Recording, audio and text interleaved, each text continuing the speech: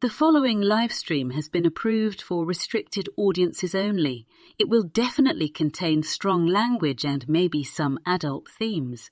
Almost certainly. Viewer inebriation is advised.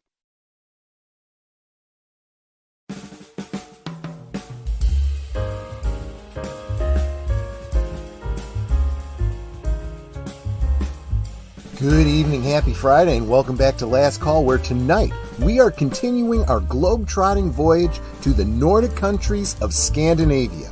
Yes, the home of the Vikings. And no, I don't mean Minnesota. I mean Denmark, Norway, Sweden, Finland, and Iceland. Countries that have contributed to cinema more than you realize. And tonight, we welcome subject matter expert Jacen Fawkes, the founder and owner of FiveFourtyStudio, to bring a little Nordic perspective to our conversation and help us fill out our list of films to see. So top off your glasses, get your pens ready to write down all the movies you'll want to be seeing, and let me know in the chat what you're sipping on. The Canarble Wagon rolls right now.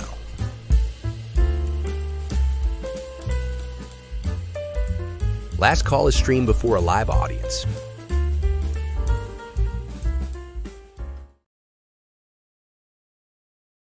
There you go. Vasalud, welcome. Good to see all my friends. Certainly appreciate every single one of you coming in and saying hi because, it's Friday night. And for some of us, this is our Friday night. So super appreciate every single one of you. Love to know what you're sipping on in the chat. Please let me know in the Martini Gallery there. As for me, in case you hadn't guessed. Release the Kraken. Release the Kraken! The Kraken!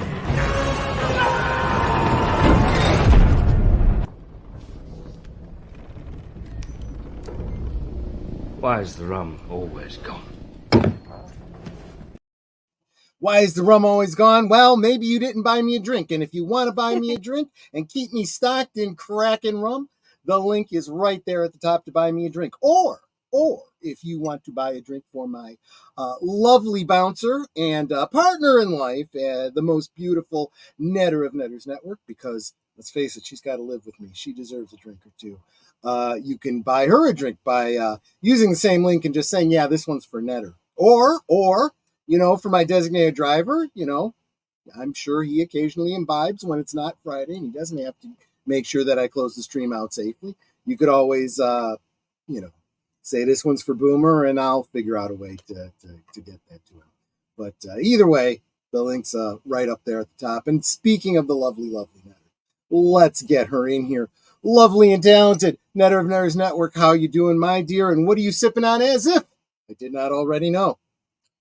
Well, first of all, lovely and talented is somebody else's title. I prefer not to have that one. But you are lovely and you are talented.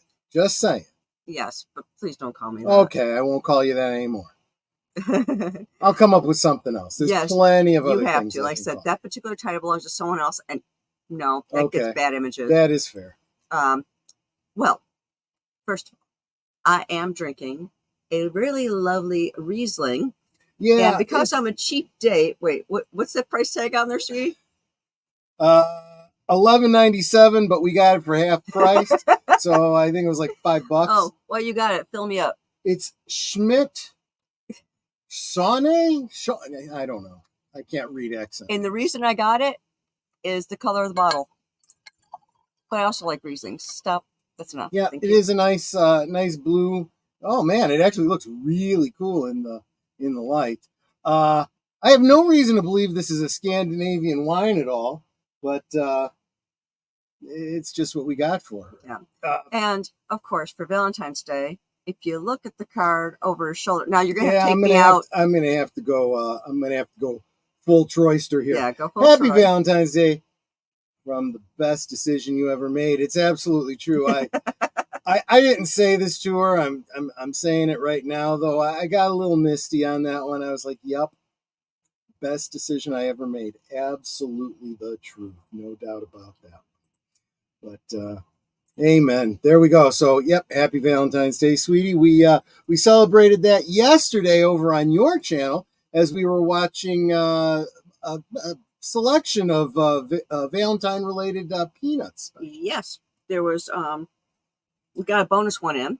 Yeah, I don't even remember what the titles were. Like, I know one was like "Be My Valentine, Charlie Be My Brown." Valentine, Charlie Brown. It's Valentine's, Charlie Brown, or something like that. But there were 3 of them, so we got a bonus one in yesterday. Something that was a lot of fun to watch. Because one of them I had never seen.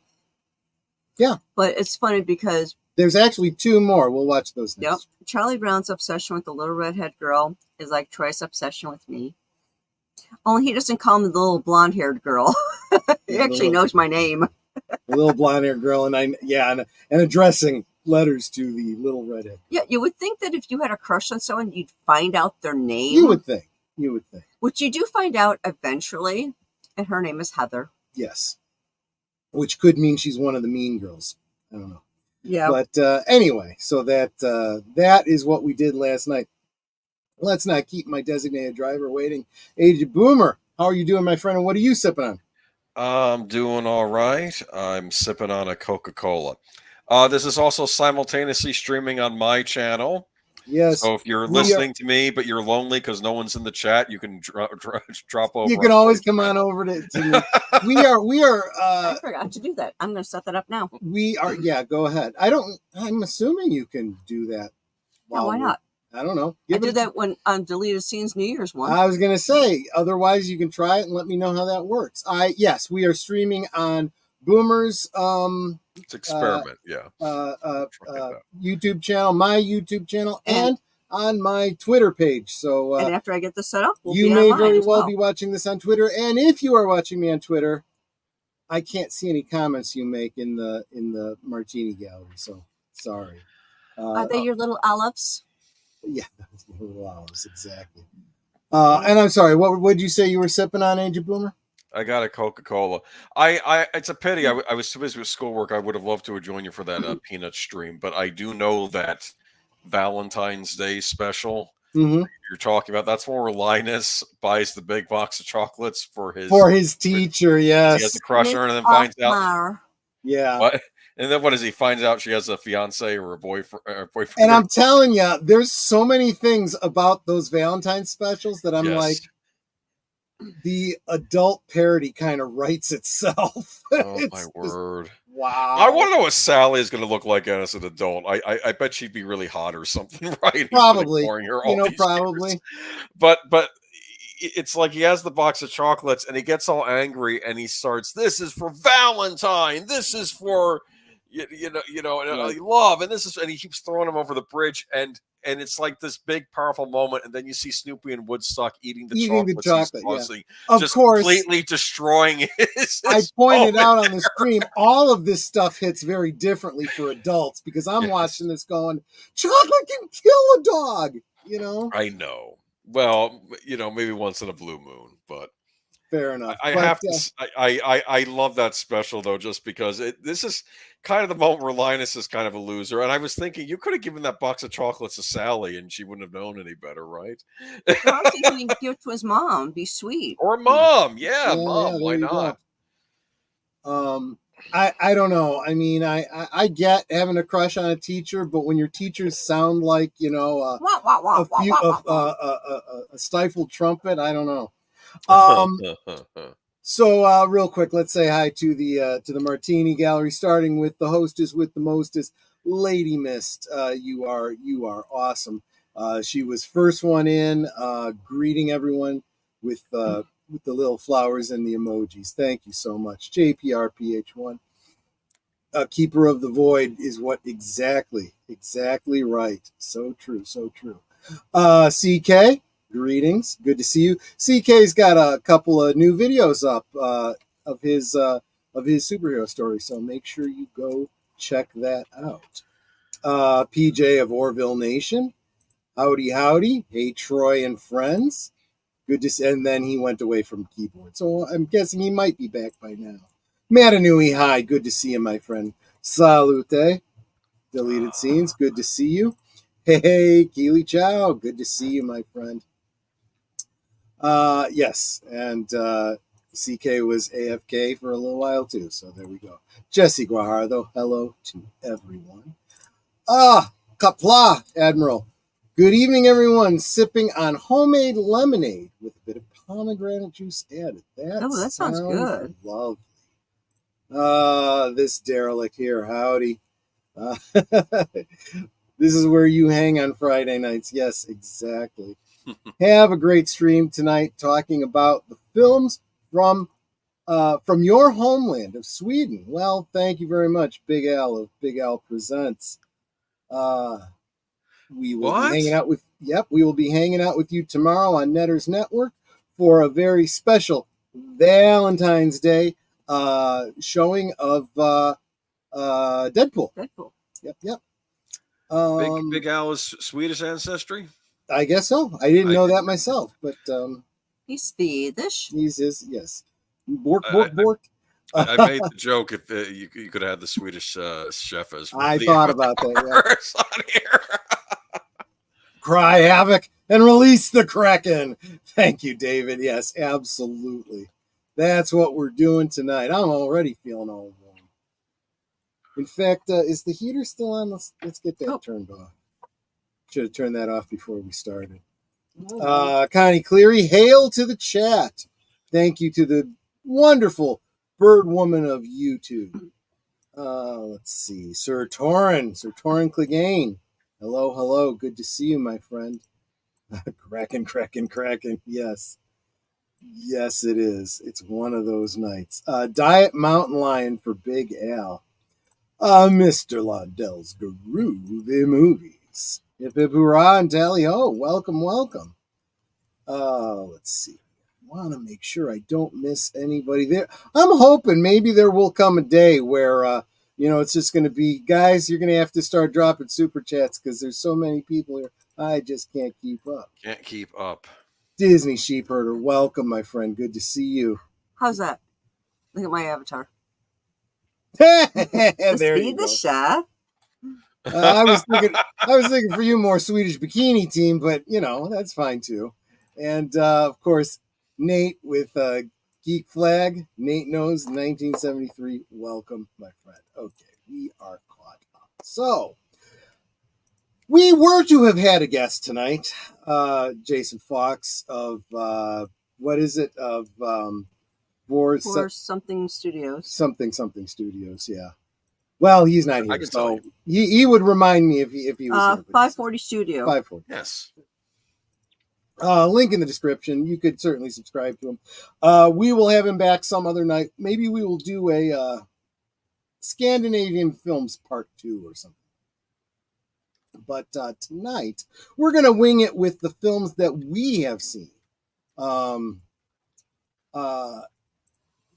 Evelyn's saying that the chat seems to be frozen even after rebooting.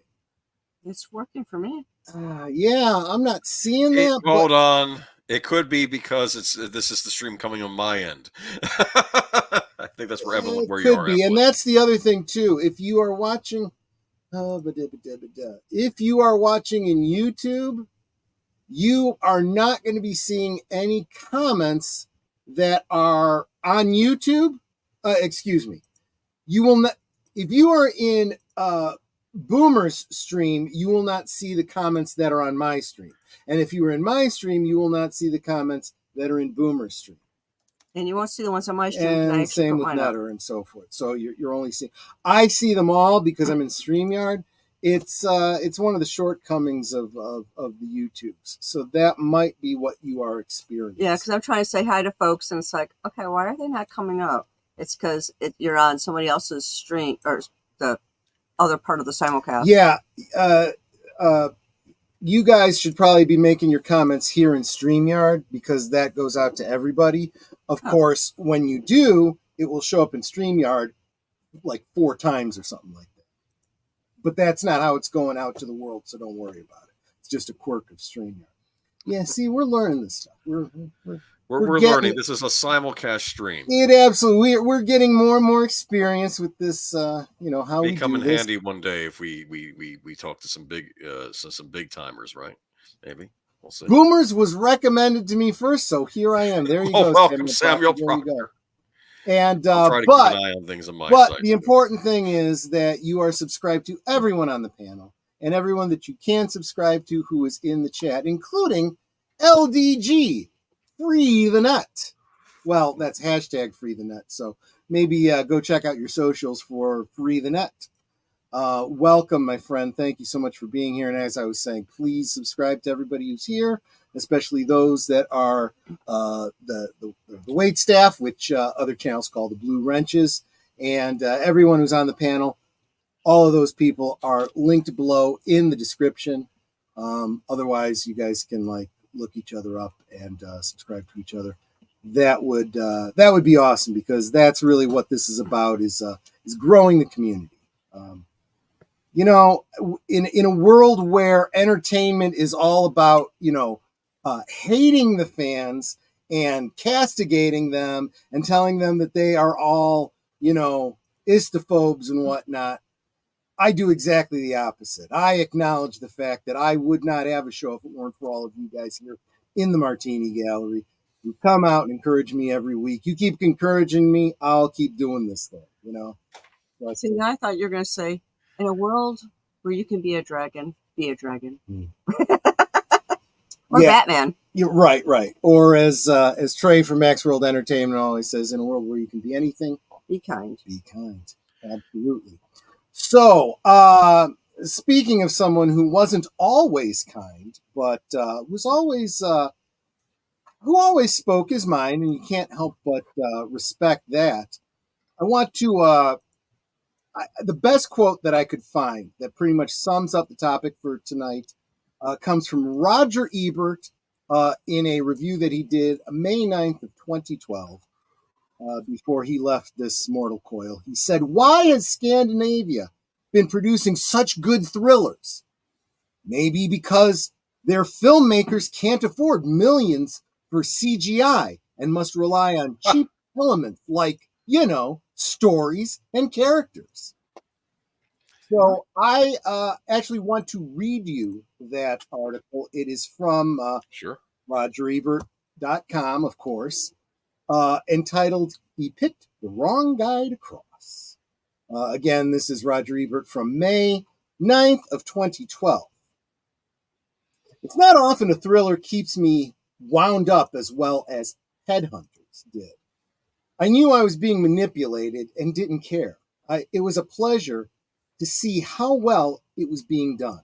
Unlike too many thrillers that depended on stunts, special effects, and queasy cam," not sure what that is, but I'm sure he knew. "It's the plot where it matters what happens, not all kinetic energy. It's from Norway. And here's the quote, why has Scandinavia been producing such good thrillers? Maybe it's because their filmmakers can't afford millions for CGI and must rely on cheaper elements like, stories and characters. Headhunters deserves comparison with The Girl with the Dragon Tattoo, Insomnia, and Let the Right One In." Spoilers, we'll be talking about those movies too later on. At its center is an everyman, Roger Brown, who is an executive headhunter. While interviewing and in this context, headhunter, is the modern business world colloquialism for somebody who finds talent for jobs. Right. While interviewing job candidates, he learns information that's invaluable in his second job as an art thief. He needs the money and tells us why. He's keenly aware that he stands 5'6" and is married to Diana, a statuesque blonde. Hey. Well, you're the top. Well, whatever. Yeah, you're petite. You fit well. On her, he lavishes expensive gifts and a luxury lifestyle, and even sets her up with her own art gallery. He doesn't believe she could love him for himself. Brown is a smooth-talking type with the cool nerve necessary to enter homes and replace valuable paintings with deceptive reproductions. At a gallery opening, Diana introduces him to a new client, Klaas Grief. This man looks like trouble. Tall, chiseled, confident. He has just resigned as CEO of a multinational, and Brown would like to recruit him for a revival firm. He's persuasive. He won't stop until the man agrees to lunch.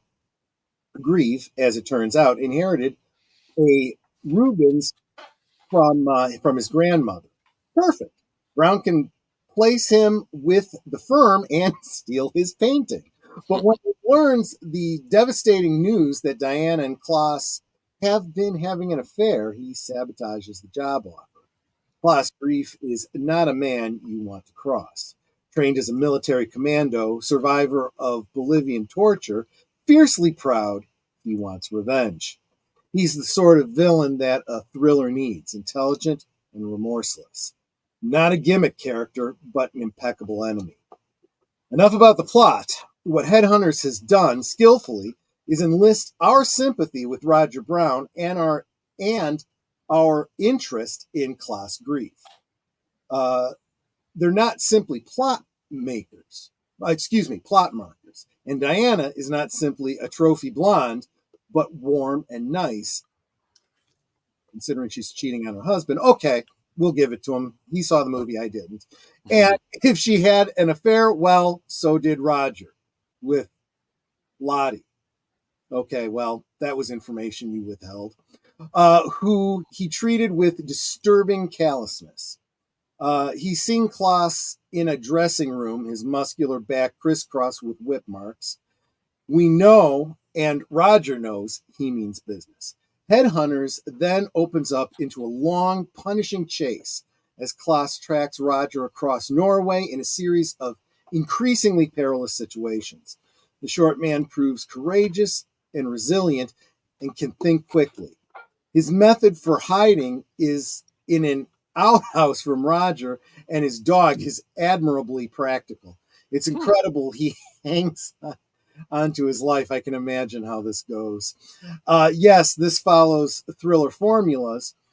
What is important is that it has the unfaked weight of reality. No fancy effects, but flesh and blood and real locations. Even though the film helpfully explains a few things in its closing scenes, it's unlikely you'll be able to follow the plot step by step. It's a labyrinth of double crosses and deceptions. Roger doesn't know who he can trust, and neither do we. The director has a gift for visual shock and reveals. Everything can change in a single edit. By the way, I have purposely overstepped the director's name and the actors' names because I would just butcher them and it would be pointless. Headhunters is like an argument for the kind of thrillers I miss. It entertains with story elements in which the scares evolve from human behavior. Pure action is boring. Chase scenes are boring unless you devise one as Headhunter does, with a shaky farm tractor. Sex scenes can even be boring unless there is the illusion that the partners care. Headhunters plays fair. Again, that was from Roger Ebert back in I believe that was 2012. Okay. So, Headhunters, have not seen it. Now I definitely want to see it. The article I just read from, I would not have put up the picture because I am presuming that this is from immediately after hiding in the latrine. And it's not a picture I want. But anyway, that is our first one for the night. Real quick, I just jumped back into StreamYard and I see that Real Walden Nation Gaming Clips has stopped in, and welcome, my friend. It's so good to see you. And wow, sex scenes are boring. Well, Jesse, think about it. It eventually gets to a point where you see them and you go, oh, here we go again, right? You know, how can you do something different in a sex scene? Really? I mean, you know, especially with all the adult entertainment all over the interwebs. You know, your dramatic sex scenes are, you know. So, but I think Ebert's absolutely right. You care because you care about the characters, and I think that what he's and this was why I wanted to share this particular article was just in reading the article. I think he kind of summarizes a through line for all of these movies we're going to talk about. Practical effects, they're not CGI heavy. I think everything, at least from the movies I've seen, everything is done in camera. And it's all about the writing, the acting, the dialogue. You care about these characters. And remember, for most of these, the dialogue is not in English. You're going to be reading subtitles. Well, depending on how you're watching it, you can get a dub, but I encourage subtitles. You want to, as much as possible, get the original acting and voice. I mean, even if you don't understand and you have to read the dialogue yourself, you get the intonation. You're getting the acting. You know, you're losing like 75% of the acting by not hearing the actor's voice. Yeah, it's like, and on Retro Cinema, I will be having a couple of dubbed films. One of them will be King of Mass. Another will be Il Postino. And both of them will be dubbed. One is Italian, so we're going to have the subtitles. The other one is Chinese and will be dubbed. Or will have the subtitles, I mean. And both are excellent films and won many awards. So towards the game, how can you do anything new with sex scenes? Have them do it upside down? James Bond, Moonraker. Already done it. Louis Chiles. I feel like 99% of fight scenes are boring too, unless you're someone like Jackie Chan who finds new ways to present ideas. Or I would argue those Netflix Daredevil and Punisher series. You know, go back and take a look at the hallway fight from the first season of Daredevil. That was good. You know, kind of hard to top that. If you have an actual writer writing your script, you don't need sex scenes. I'll tell you what. Mr. Lundell makes an excellent point, and you can call this the Alfred Hitchcock effect. You could call it the Spielberg effect, but you can apply it to the sex scene, right? Yeah. Spielberg said, and this was an accident on his part, when he did Jaws, he had originally intended the shark to be seen more, but we all know that the animatronics, the robotic shark it failed more often than not. So most of the scenes had to be scrapped. So what did you get? You got moving through the water scenes, you know, seeing the water from, you know, eye level, you know, a lot of stuff from the shark's point of view, a lot of underwater stuff, the music that was John Williams, wasn't it? Yes, that was John Williams. Yeah, that was John Williams. So, you know, all of those things put the shark in your head. You create the shark yourself, you know. It's anticipation. Exactly. You know, Alfred Hitchcock, right? You don't need to see the knife entering the body. You see, you know, the outline, you hear the ee, you see the scream, you see the chocolate syrup. Seriously, chocolate syrup going down the drain. Your mind draws in all the rest. And it was an incredible thing, because if you interviewed people coming out of the cinema after having seen Psycho, they would tell you, oh my gosh, it was the most disturbing, horrific, violent scene you've ever seen. And then you go and you see it, and you're like, if you're objective about it, you go, did they see the same movie? Because now you're looking at it to see if what they said is accurate. But if you had no preconceived notion, you would probably draw some of the same conclusions in your head. The Stranger Knocks, excellent 60s Danish art house movie, was on public TV once, but I haven't seen it since. Delayed U.S. release because of 2 sex scenes fully clothed. Interesting. Well, it was the 60s, I guess. But I wanted to relate this to the sex scene, right? How many older films do you remember where you get all the romance, all the buildup, all the what do you call it? All the titillation leading up to it, right? Yeah. only for them to go into the bedroom, close the door, leaving you outside. You got to imagine what's happening, right? To be fair, Sorry. Oh, I was going to say, if you watch movies like the Postman rings twice or always rings twice, you know they're having an affair, but they don't show them doing the deed, but an adult would be able to infer. Exactly. What's happening. All you're hearing is the bed springs squeaking. Yep. There was a movie, it was a pre-code film that Netter and I saw. It was one of those, considered to be totally scandalous. And the reason it was scandalous was there was subject matter in there pertaining to, and all of it is implied. If you're paying attention, it's there, but they never say anything overtly. Prostitution, premarital sex, babies out of wedlock, all this kind of stuff. And it's very interesting because Netter and I are watching this movie, and she's like, is she pregnant? Have they had sex? Not sure. And then it turns out, yeah, she's pregnant, which kind of retroactively lets you know, yeah, they were having sex, but up until that point, you didn't know because you never actually saw it. It was implied, you never actually saw it. But again, it requires all that, that build up, the foreplay, so to speak, Although when it comes to modern movies that claim they have no CGI and practical effects, a ton of them have actually turned out to be half-truths. I'll tell you, I'll put it another way, Samuel Proctor, and I keep saying this about Jurassic Park. A lot of people, when asked, what movie had the best CG, they oftentimes refer to Jurassic Park, not realizing that many, many, many of the scenes in Jurassic Park were not CG. They were, puppets, animatronics,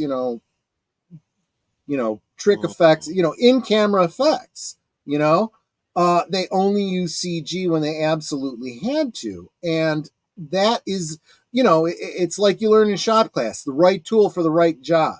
You don't want to drive a screw with a hammer, you don't want to, whatever, you don't cut a glass pane with a ball peen, whatever. And it's the same thing. And the best CG is the one that the audience doesn't even realize was CG. I mean, getting back to the sex part, right? Modern films, what is the one that everyone, 50 Shades of Grey, and all the other, right? Just talking about the title gives me nightmares because your mother told me she watched it. Yeah. That's bad. She wanted me to get her a copy of it. Like, no, this is my mother-in-law. You ick. So 50 Shades of Grey, for whatever reason, which we have not seen and we don't want to see. There's an unrated version too, Whatever. Is that 50 Shades of kind of off-white? I've not seen it. But of course, Dakota Madam Webb is the female lead in that movie, and for whatever reason, the director decided that it was absolutely necessary that in her profile, her body profile, lying on the bed, you needed to see a little tuft of hair. So there was some poor CG artist that had to go in and put a merkin on the actress. Wow. And yes, most people would not even realize it was CG. Most people would wonder why the fuck they went to the trouble of putting a CGI merkin on an actress, but what the hell ever. Yeah, I know. More information than you need, but it's kind of the negative comparison to these movies. So I have a question though. Scandinavia, that's what we're talking about, right? What countries are encompassing this breadth of films you have? It's Norway, Sweden, Denmark, Finland, Iceland, maybe Iceland. Some consider Iceland, yes, as well. Yes, absolutely. Okay, yes. But let's see. That's what Spielberg said to Lucas. Put your head in the shark. What could happen? He ended up regretting it. Yeah, absolutely. The only thing one can do with sex is either tease it's going to happen or imply that it did happen. That pretty much sums it up, Jesse. That's a great way to put it. I've only seen that happen in anime. Yeah, it's probably. Now I'm thinking of the sex scene in Grindhouse Planet Terror. Have you seen Planet Terror? I have, yes. You know the part I'm talking about where the screen gets all messed up and it's the management apologizes for the loss of the scene. Exactly. And then, of course, the whole real, like, all this horrible stuff happened between them. It's real. What you're seeing in the next Exactly. scene. I love that. That's very cheeky. Hilarious. I love it. And, you know, I only seen this happen in anime. I mean, there's some stuff that happens in anime that you don't want depicted too carefully. Go check out Michael French of Retro Blasting's deep dive on Evangelion. There's some stuff in that movie that just knowing it exists bothers me. Oh, sorry, Netter. What? I'm going to turn my wife into a wino. At any rate, what did I want to mention, though? But that's the thing. Sometimes when you watch a movie or a TV show from another culture, you're going to see some things like, well, we don't do that in our country. You kind of have to roll with it. Yeah. And realize that your morals or your norms may not be practiced in other countries, and just deal with it and just... There are things about going back to Japan. There are some Japanese cultural things that are just whatever for them, that for us is like, that's just freaking weird. Okay, here's a good one. We've been watching a series called Marry My Husband. It's a South Korean film. Yeah. And they seem to have this big thing about touching other people. Like, you should not touch anyone. It's like this big taboo or something. So, like, holding someone's hand is like a really huge deal. And which is great for the establishment of characters and relationships. So they establish early on, oh yeah, you shouldn't touch, that's wrong, you know, even being in a crowded elevator, I can't touch you. Yeah, it's like one of the big things in this is that when, you know, they're getting in the elevator in the morning, it's like everybody and their brother's trying to push into this thing. So it is literally jam-packed. You have no choice to be squashed up against someone. And there's one scene where this guy is squashed up against this girl and trying not to touch her, and he's being physically affected because she's really beautiful. And she's trying not to laugh because he's obviously very affected. And you just hear him like making sound like, ah! Because, you know, he doesn't want to touch her because it's taboo.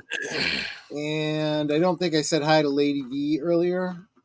I'm not sure. I'm at that point. I'm starting to get fuzzy from the Kraken. So if I say hi to you twice, that's just because I want to make sure I don't miss anybody. But T-Rex was a guy in a suit. I wouldn't be surprised if some of those scenes weren't. Absolutely. I know that the Velociraptors kind of were. If they weren't a guy in a suit, they were partials, like the legs being worked as puppets, the head being worked as a puppet outside the door and so forth, and things like that. I just thought a thing about how they made the raptors in the... Yeah, that's exactly what I was talking about. They were suits, and the CG was used to remove the parts of the performer that weren't hidden by the costume. I thought that was real cool. Exactly right. When you and that is the kind of CG you cannot tell, because it has to do with compositing, right? First, you get a hold of, you lock down your camera, right, for the scene. You get the room and the background and everything with nothing in it. Then when the actor comes through, you know, then that's digitized and it's overlaid with, they overlay the background shot. And then when you paint out the actor, you know, he's completely gone, and the background, I do it in Photoshop all the time on individual pictures. You know, these guys have to do it like an animation on every single cell. It's pretty amazing. And now they're starting to get computers that can do it automatically. You do it once. You teach the program what you're doing, and it does it for all the subsequent ones. It's getting better and better. But those kinds of scenes, you look at it and you don't even know that there was CG involved. You just think, wow, this is, or you might think CG when you don't realize it was there, right? Exactly. Or you think that whole Velociraptor is CG, and it's like, nope, that was a practical effect. What was CG was what they took out. Let's see. Anytime someone in my house mentions 50 Shades of Grey, I do my impression of Gilbert Gottfried reading the. Oh, I heard about that, and let's face it, I can imagine, And they found his room full of toys, Yeah, I can. Yeah, I haven't seen 50 Shades of Grey, and I'm probably not going to watch it because no, shut up about the movie. Yeah, my mother talked to me way too much about it, and she thought it was, really well written, these characters, and, the psychological blah, blah, blah. And I'm like, this is fan fiction based on Twilight. Twilight had enough problems with it. I know. Fan fiction of Twilight. Okay, Mom. Whatever. I have nothing to say about it. Don't judge. I get Troy oi oi oi and Netter gets hugs. Okay. Yes, I see how because it is. I'm loved. Yes, you are. I'm feeling a little less than loved, but Hey, I gave you a Valentine. well, yeah. I'm just saying I'm feeling a little less than loved by Lady V, but that's okay. Did you get him a giant cookie? We looked at giant cookies in the grocery store, and I've come to realize that when it comes to sweets, I got him hotchkies. She got me the Apple Bismarck filled and Bavarian cream. Yeah. Oh, that sounds nice. The thing about sweets, though, is a little goes a long way, and you think big cookie, yum. I would end up having a little tiny piece of it, and the rest would go stale. Yes, I understand. That CG was Terminator 2 Judgment Day. Stands up to any of the movies made today. Yeah. That movie still looks great. It looks good. Just the regular shots in that movie look good. I mean, I'm getting caught up. So you're probably way ahead of me in the chat. Look at Lady V's last comment. Okay. It's Geek Flag with Nay at the bottom, and then Lady V is right above it. Raffle, Troy, oi. Breaks my frozen heart. Yeah, right. Thank you. The real question is why they adopted this book that was basically born into a big screen movie. You're not wrong, man. You have your answer.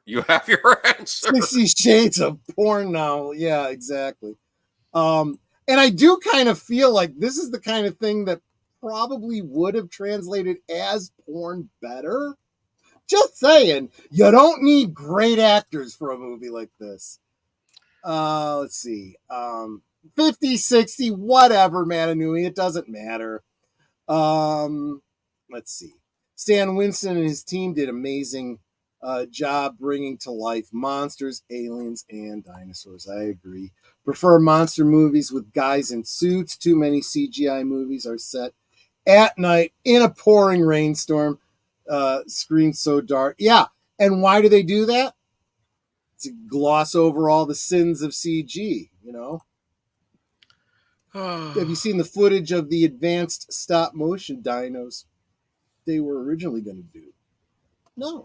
Go ahead. That sounds interesting. I need to look for that. That might have been neat. They say actually RoboCop 2, if you watch that is some of those advanced like stop motion animation scenes. But that stop motion actually made it into the film. Yeah. Good stuff.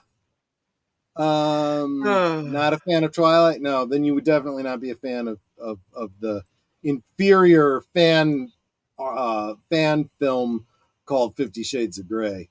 But anyway, as long as we are on the Twilight thing, maybe I will just jump real quick to one that Ebert mentioned, and I'm not going to have the extent of discussion that Ebert did for that first one. But I'm going to talk about one that he brought up. It It was called Let the Right One In from 2008. Yes. It is I've heard of this. It is a combination Sweden, Norway, French film, but it was filmed in Sweden. The story is about a boy named Oscar, an overlooked and bullied boy, finds love and revenge through Ellie, a beautiful but peculiar girl. And I love the fact they want to the synopsis wants to keep the spoilers out of the film, but as I think everybody here, even if you haven't seen the film, knows, the girl is a vampire, which is where the illusion, letting the right one in. They can't come in without an invitation, but this is a story about a little girl who is a vampire, and very much like, what's her name, Claudia. Is it Claudia from Interview with the Vampire? Maybe, yeah, I think so. Yeah, a little girl who becomes a vampire. She may have been a vampire from an early age, but she is now hundreds of years old. So she has, an adult's mind in the body of a child, and she every now and again needs a new, let's just call it a Renfield, a non-vampire to care for her. And when the adult caregiver gets too old, okay, you're done. And then she moves on to a new child who she can befriend, groom, I think there's no other way to say it, into a caretaker that can be like a brother, boyfriend, whatever, until he starts to grow up, and then he becomes like a father until he's too old, and then the whole cycle starts all over again. Very, very complicated story, as you would imagine.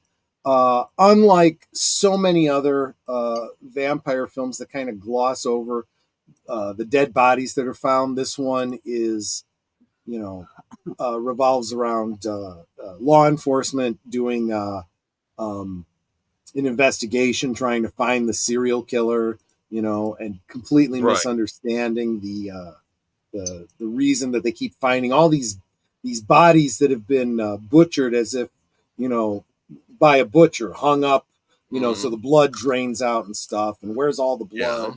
Yeah. And, it's an interesting story. And then as they start to, put pieces together, how the situation resolves and continues, and don't want to give away the ending, but definitely want to suggest it. Now, saw the can't remember which one I saw first. I can't remember if I saw the original first or the American remake. I've seen the American remake. Yeah, I have both on DVD, in a custom 2-disc case that I do. I am not. I think I probably saw the American version first, and then when I saw the original version, I was like, this is absolutely the superior one. And there's a couple of films in this list that are like that. We'll get to the one I have. Yeah. Yeah, they are the original films, are the Scandinavian film, and it turns out that they absolutely are better films. So if you feel you must, see the American version first, so you know basically what the story is, then see the much better version and go, yep, this is the good one. Now, the reason why you get American versions of these movies is because basically they want an English language version. That's what the market is, and the reasoning is behind that. If a movie, which would be fine if they. Yeah. I think if you're going to do that route, then you need to do what they did with that remake of Psycho, which made no sense. It was an American movie, English language version, being remade shot for shot in English. Yes. The only difference is new actors, and it's in color. Okay. Whoop-de-freaking-do. Why did they bother? Can I talk a little bit about this? I don't want to bring us off track. Ty West brought it up in his on the Trailers from Hell series on YouTube, and Ty West, he's a horror director. He brought up that the Psycho remake was fascinating because it was a great film experiment. If you were to make the same movie again and almost shot for shot redo it, would it be still as good as the original? And it said no, because there's just something about the way Hitchcock made that movie. There's something that he did that made the original version so much better. That is a very expensive experiment, though. That's the kind of thing you do in film school. You know, that is not the kind of thing you do for general audience. Had a good cast, the remake, I'll say that. I actually liked William H. Macy as the snooping I absolutely agree. There was that was the one thing that probably elevates it. And I Vince did Vaughn not was probably mind the best actor they could have gotten for Norman Bates at that time, I think, maybe. But I did not really have a problem with Vince Vaughn. Here's my problem. They did change more than just making it in color with different actors. Yeah, they added the scene with him looking through the people. Through the window, and And, it's a minor extra scene. Another example of things that should be left unshown, okay? And that, in and of itself, kind of ruins it, right? And I think you get a lot of that in the remake of Let the Right One In. I think the American version was called Let Me In.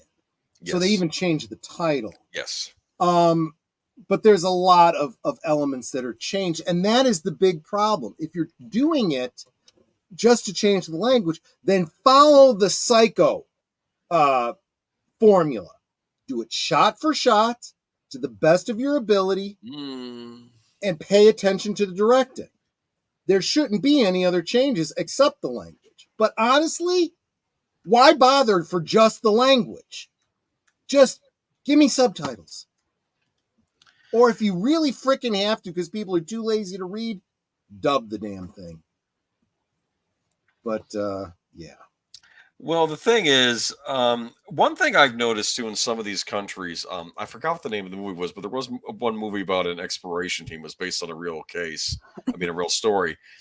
And I watched it in English, and then I found out, well, no, this was a foreign language movie. I said, but this was not a dub. And I realized that I think what they did was this movie was shot both in English and in, I don't know, it might have been a Norwegian language too, or like Iceland or something. And they shot it in both languages. They just had the actors speak English in one scene and the other language in another, which I thought was interesting. Yeah. I don't remember the name of the movie though. Sorry. Lady V says Dakota Johnson looks drugged and cognitively challenged in all of her roles. I'm not going to say that that's not accurate.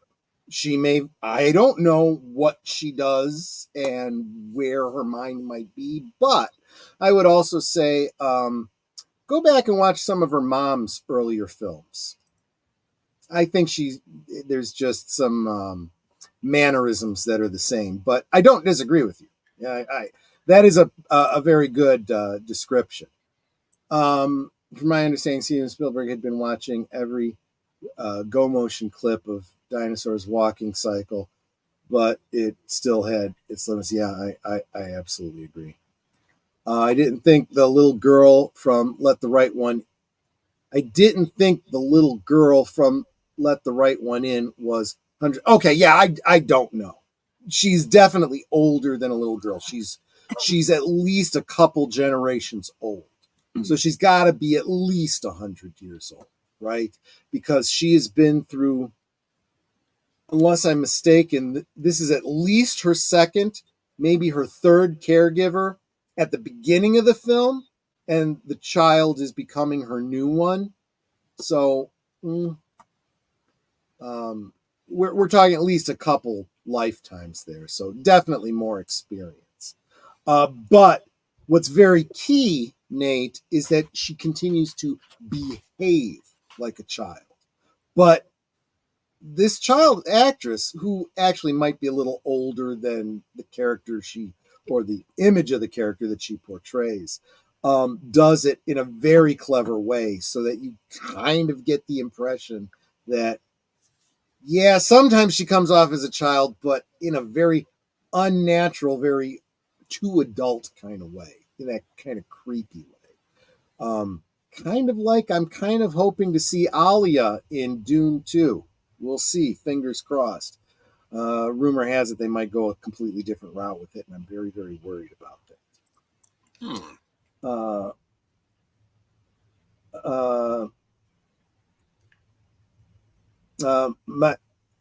I can't do the names. Hasn't been home to the assassins for 3 centuries.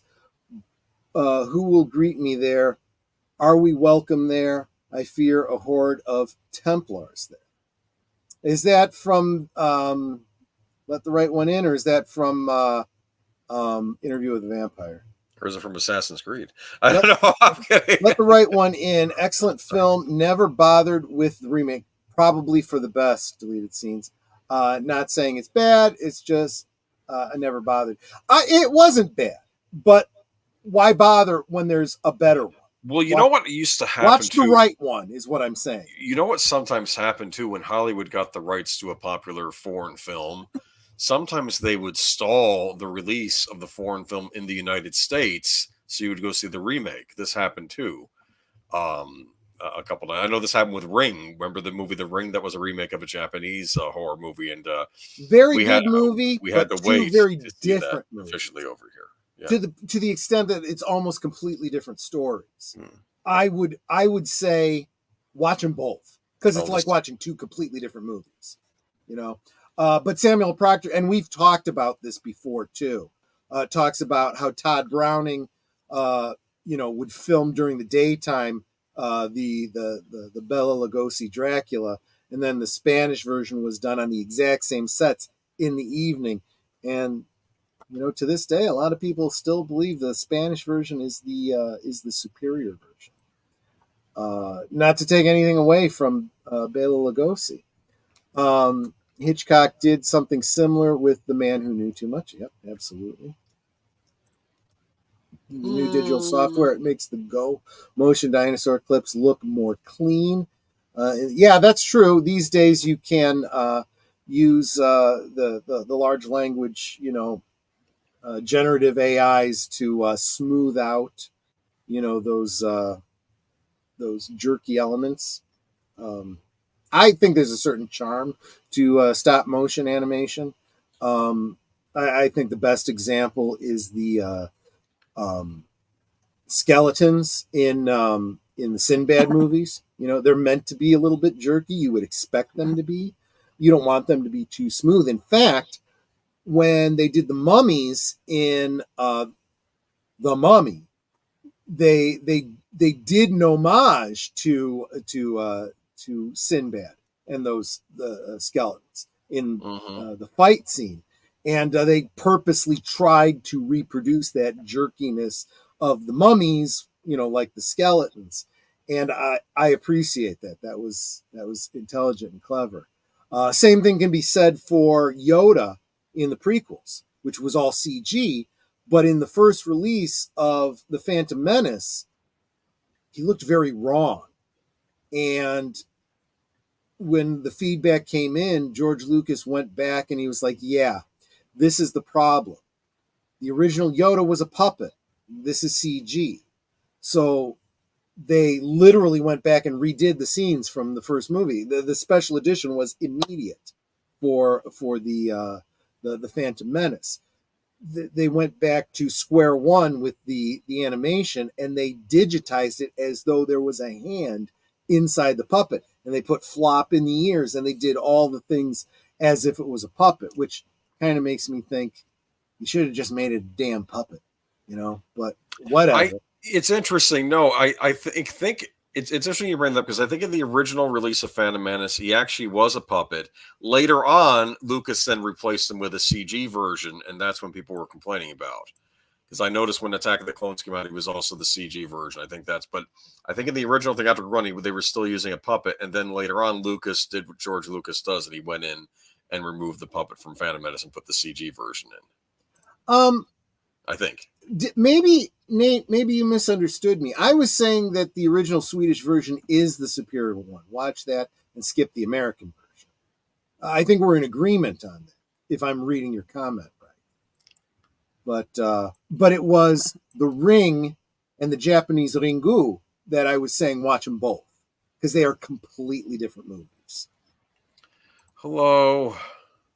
Very much having a remake have different names than the original makes it less confusing. Yeah, I was kind of thinking that as I was saying it. You make a good point there.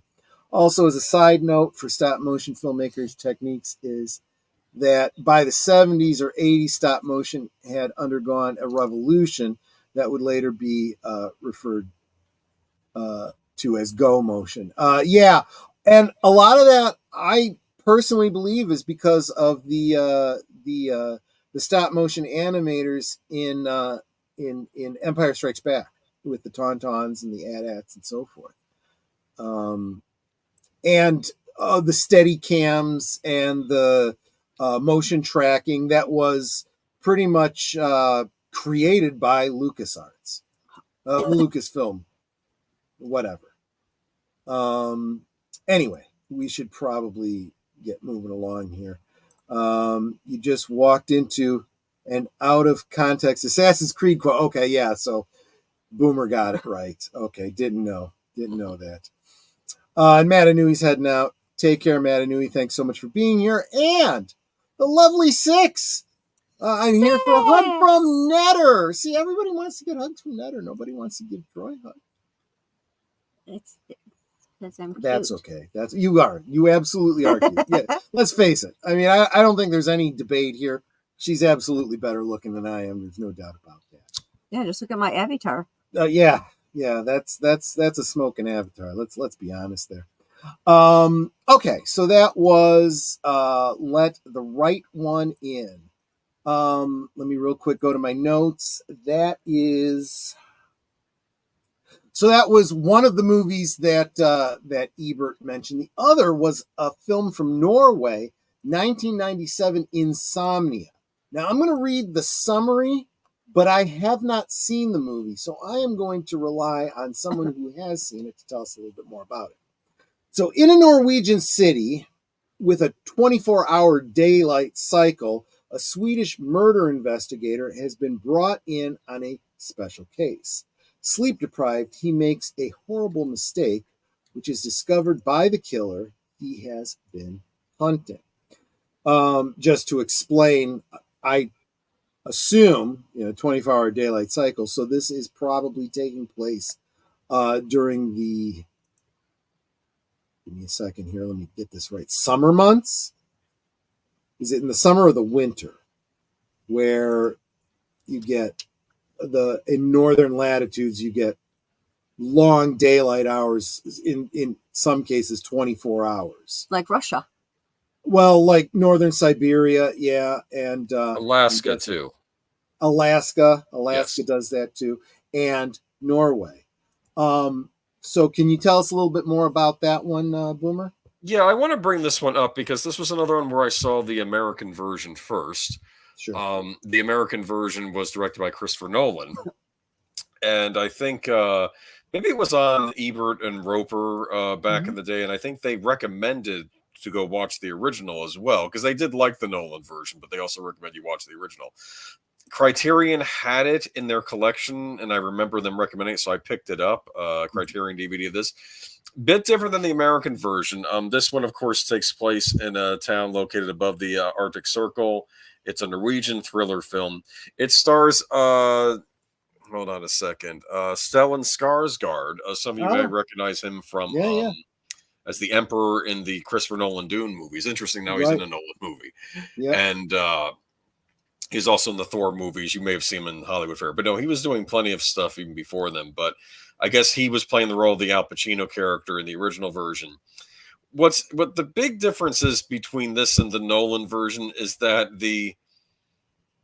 how can I put this? The cop he plays in this version of Insomnia, I get the feeling that the Pacino cop had a little bit of redeeming qualities. Like he almost seems like he wants to be caught for something he did. Do you understand? Yeah. Whereas the Stellan Skarsgård cop, no, he's kind of has his own dark side in this too. And they're chasing, of course, they're both chasing a killer. What is fascinating, though, if you watch this and the American version, Robin Williams is, of course, revealed as the one doing the killings, right? And he plays this very,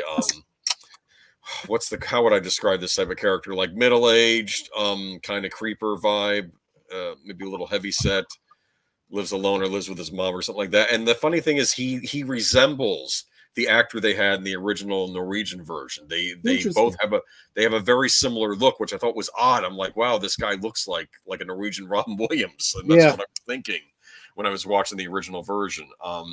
Both are worth seeing. I do prefer the Norwegian version though, because like I said, it had the guts to make the lead, the cop, less redeemable. I'll say this, okay.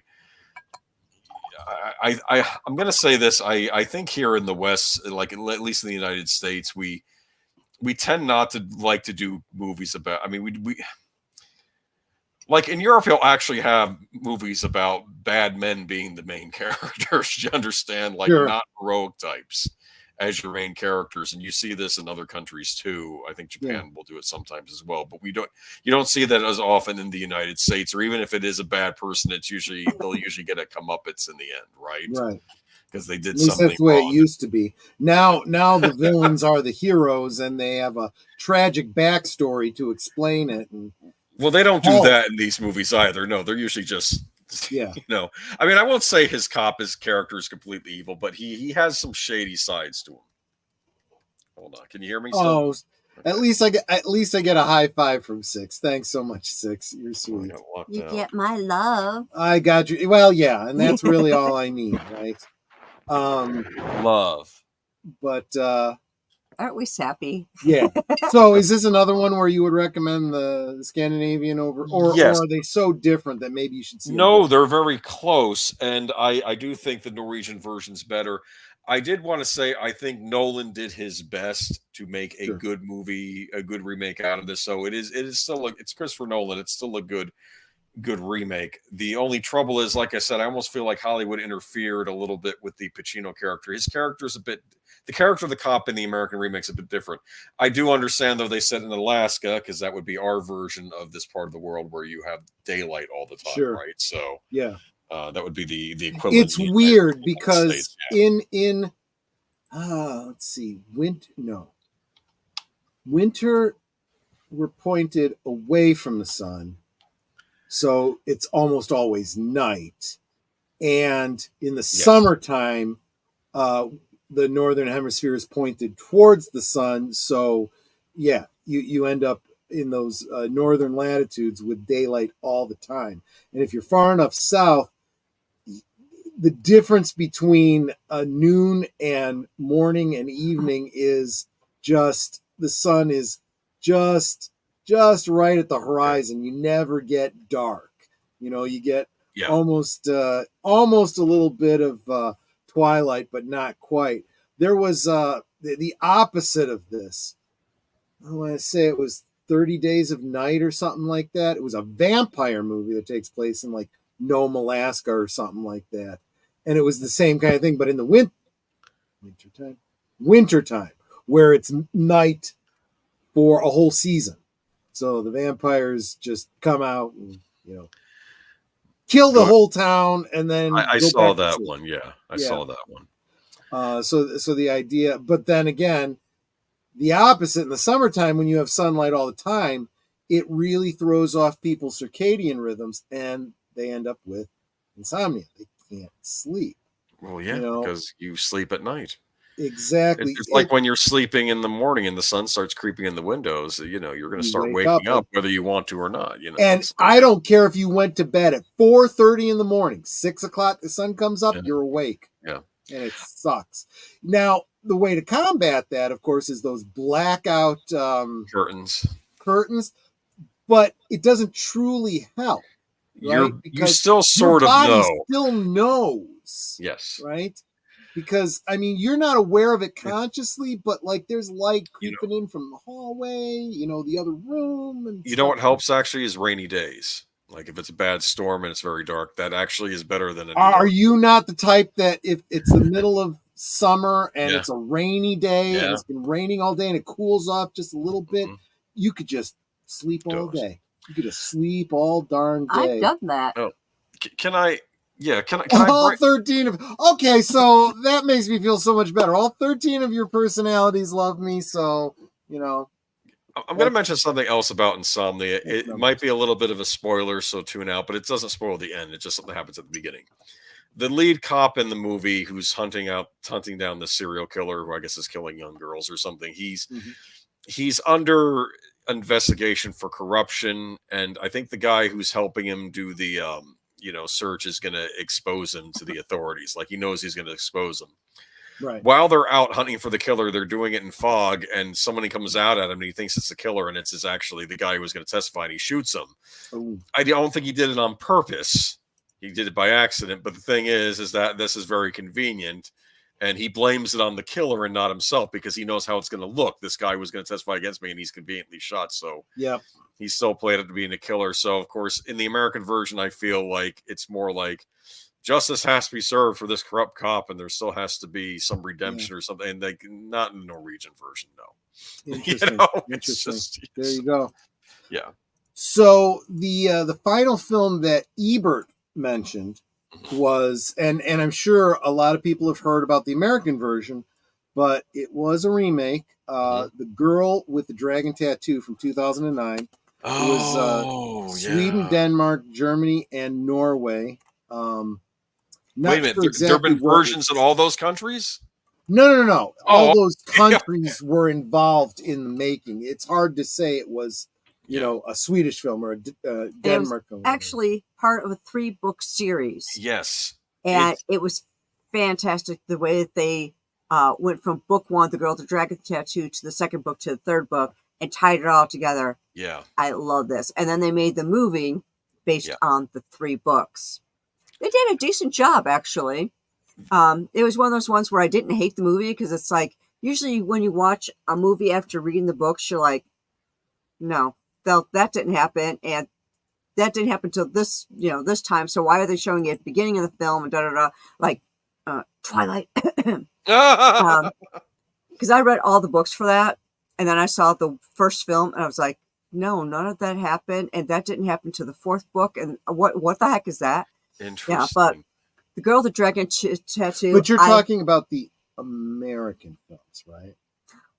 Mine were subtitles. No, the one I saw was subtitles. Yeah, I guess the Swedish films, right? But the books were phenomenal, and they were transformed it into a film really well. So I highly recommend read the books first and then watch the movie, and you will see that it ties in so well. Now, the film wasn't as graphic as some of the descriptions in the books, but it was still really nicely done. Yeah, I think you guys would enjoy it. It's one of my favorite films. It's one of my favorite book series. I've said this many times. There are some things that cannot be translated. The medium that you choose to tell your story in is important. There are things in Dune. There are things in Interview with a Vampire that you just cannot translate to film. They need to be written and described, and they should not be. Actually, I would even say Stephen King's It has some scenes in it that you do not want translated to film. Actually, apparently there were 6 books in the series, and I haven't read all of them. So it was The Girl with the Dragon Tattoo, The Girl Who Played with Fire, The Girl Who Kicked the Hornet's Nest. Those are the 3 that I had. There's also The Girl in the Spider's Web, The Girl Who Takes an Eye for an Eye, and The Girl Who Lived Twice. That's also part of the series. So that sounds very interesting. You could have a whole franchise there if you did it right. The thing is, the guy's dead.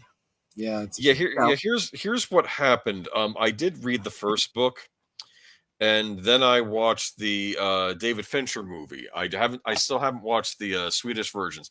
They said that this was an example of Netflix destroying something at the box office because all the Swedish movies were all on Netflix at the time that the David Fincher, the American version, the English version, came out in theaters, and they were thinking people just stayed home and watched the Swedish versions, which had what's the name of the actress that was in the Swedish version? She's been in a lot of American movies too. She was in Prometheus. I can't think of her name off of the top of my head, but she was in the Swedish versions, and it's interesting. I should probably watch the Swedish versions. I meant to read more books in that series. I just haven't gotten to it yet. And Netta, you're right. The lead author did die. I don't know after which book he died. I know that somebody else took over the series for him, and I don't know if he was basing the books on the guy's notes or what he'd heard he had planned. Yeah, after I think the third book, Stig Larsson had passed. You're right. Yes. The main character is Lisbeth Salander. And, Salander, yes. The actress was Noomi Rapace. Yes, Rapace, yes. And she's been in a lot of American movies. She was in the Sherlock Holmes Game of Shadows movie too. But they had Oh, is that the princess from what's it called? Hellraiser, isn't she? Oh, I don't know. No, I guess not. Okay. She was in Prometheus. Steve had died in 2004, and I'm trying to see when and it looks, from what I'm reading on here, it looks like the books were published after he passed, starting in 2005, when he died suddenly of a heart attack. Then the books started being released. And so I was wrong that he died after they were released. But it looks like after he died, they started releasing his books. Wow. Right. Wow, Okay. that's amazing. Yeah, I but believe it's the Millennium trilogy based off of the newspaper in the series called Millennium. I think that was the name of it. Yeah, right. Millennium was like the book trilogy of the first three, and then The Girl in the Spider's Web and the other two were not written by him. They were kind of like, they put his name on them, but he didn't write them. I saw the Girl in the Spider's Web movie, which I'm sorry, I did not care for that one. But again, I don't know how closely it followed the book, or maybe it was its own thing. I was getting a vibe, because I think that's the one where you find out Elizabeth Salander had a sister, and I was getting the whole Frozen thing, like this was Elsa or something, but she was like an evil Elsa. Just no. See, I only saw the first film. I didn't know there was another one. Here's the problem. You're talking about the American version, right? David Fincher did the first one, and I actually thought it turned out rather well.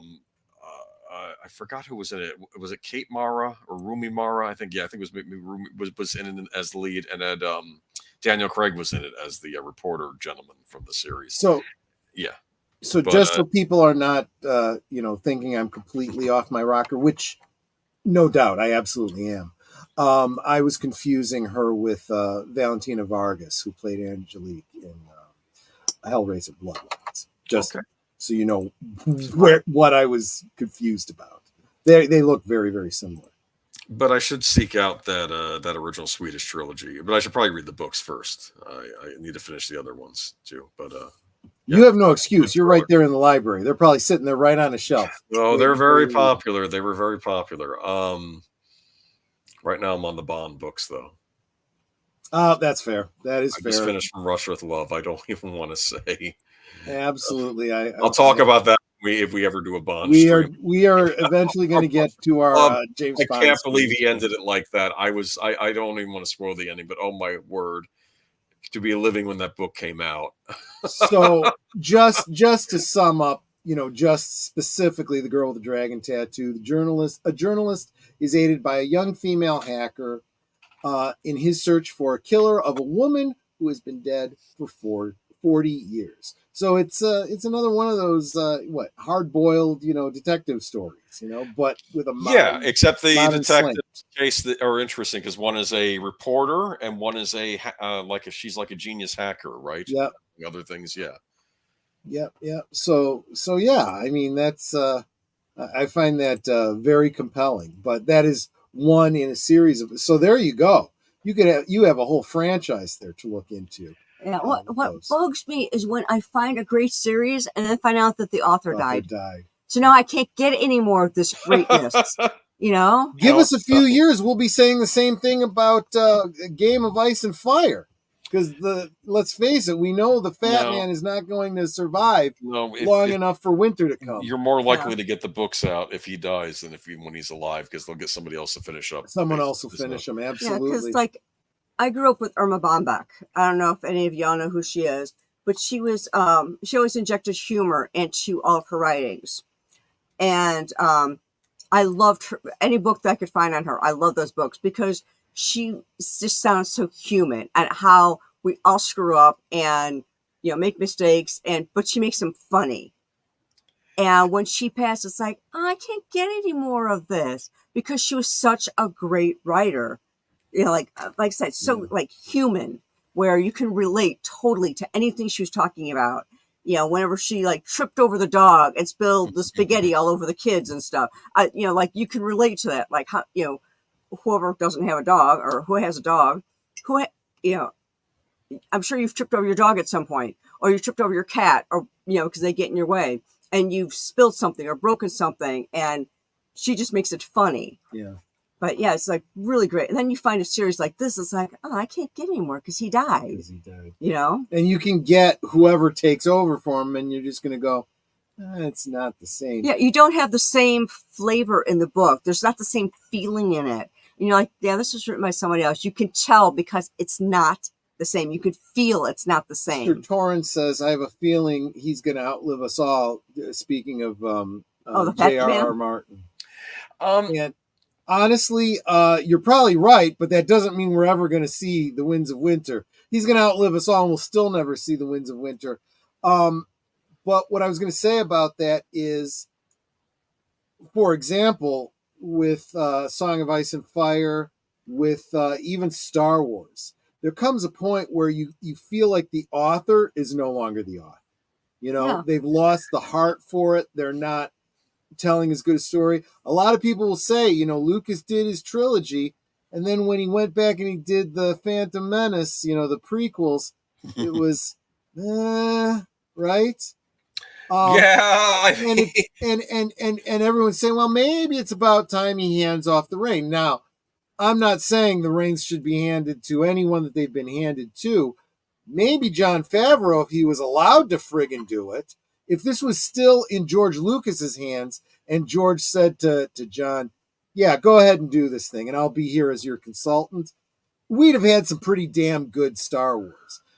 Sometimes new blood that is passionate but cares about. I think Denis Villeneuve is doing a great job with his interpretation of Dune, just like Peter Jackson did with the Lord of the Rings. Yeah. So anyway. Can I want to recommend an author to Netter, though. I've not read him myself, but people sing his praises. He's a Norwegian writer who writes these hard, kind of darker mystery series. He's called Joe Nesbo. Have you heard of him? Nesbo, no. How do you spell that? Nesbo. Joe Nesbo. He created the detective Harry Hole. Oh. There's also Harry. And it's written by a Norwegian author. They did make an American movie out of it called The Snowman, which is notorious for being awful. But I'm sure the book series is fine. Okay. Bless you, Netter, and good night, Nate. Thanks for hanging out with us as long as you did. But and the author is not dead yet. He's still writing books in the series. The last one came out in 2023. Anyone that really knows me knows that I love books. And when I find a book series I really like, or an author I really like, I will get everything that they have. Like Lillian Jackson Braun, I have all the Cat Who series. She'll sometimes see a book in a store in the bargain bin and go, I don't think I have this. And then she'll get home and she goes, oh, I read this book already. Or, now I got 3 copies. Yeah, exactly. And then I end up donating 2 of them. There you go. But you might like this series. That's all I'm saying. I've known people who've recommended them to me. So yeah. Now I've kind of been, no pun intended, based on the subject matter, but we've been all around the world, and I am just now getting to, of all the stories here, the first Scandinavian film on my list that I'd ever seen, and it's a movie called Troll Hunter from 2010. Tell me about this one.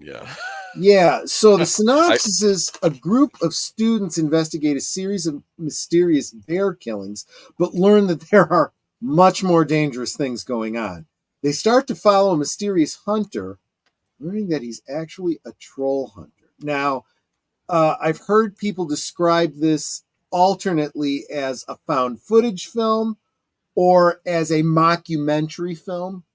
It's either way, it's got that kind of quality to it.